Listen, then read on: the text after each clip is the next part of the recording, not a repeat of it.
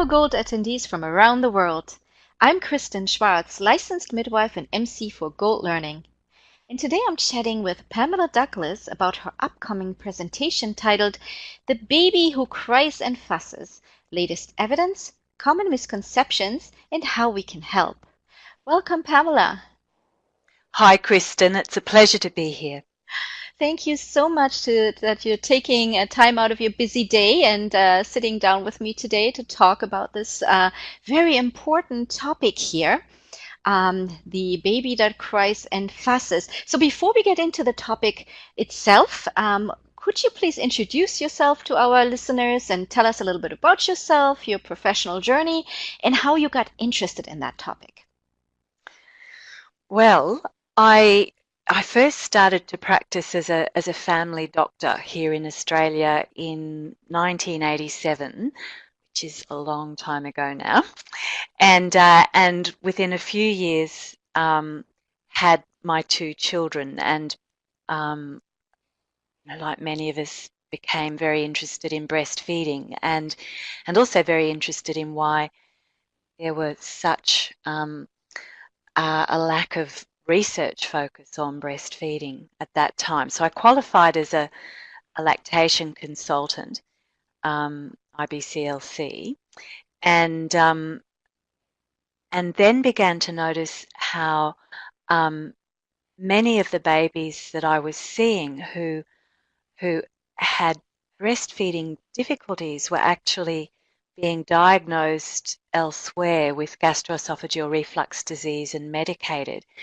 Um, this was just in the very early days of what became an epidemic of the diagnosis of gastroesophageal reflux disease in babies who cried and fussed.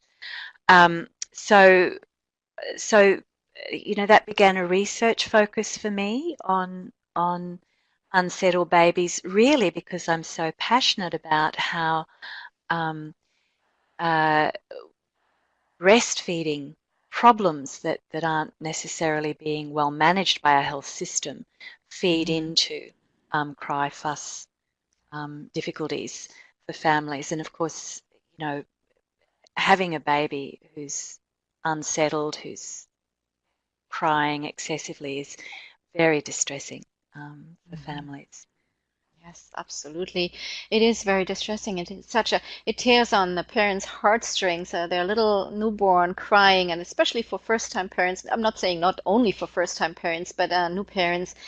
They want to do everything right. They want to, be there for their baby and try everything to console their little one. And then, of course, if the baby is crying and fusses a lot, they of course think something must be wrong. The baby must be Mm, sick, or they must be mm. doing something wrong. They're not good parents, and so Yes. And it's really really difficult. And as you mentioned, often the baby is labeled right away as colicky and medicated. And but you are looking at it from a different approach.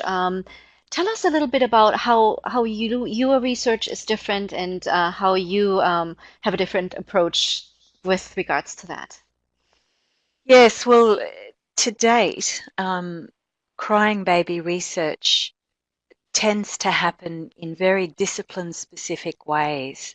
So the researchers put on a particular lens belonging to their own discipline, if you like. So um, one of those lenses is a medicalizing lens, but there's also the lens of, say, first wave behaviorism. Um, what I do in my work is integrate across um, across the various disciplinary approaches across the research um, in an interdisciplinary way and put together an integrated approach to this complex and distressing problem.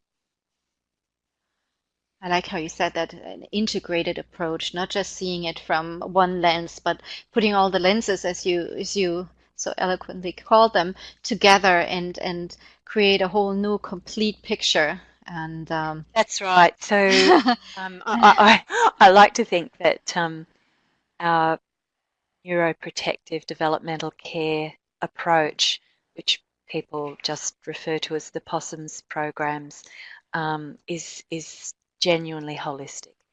Um, Right. and we work across 5 domains so that the clinician has a systematic approach to such a Mhm. complex problem. And this is what I'll be sharing with delegates in this conference. That is wonderful. I wish I had access to your research a few years back when I had my own daughter and she was crying and fussing a lot, and I was a new mother and could have used a lot of information and research from that site. So I'm really, really excited about your presentation and finding out all the new research and evidence that has become available and that you're sharing with our delegates.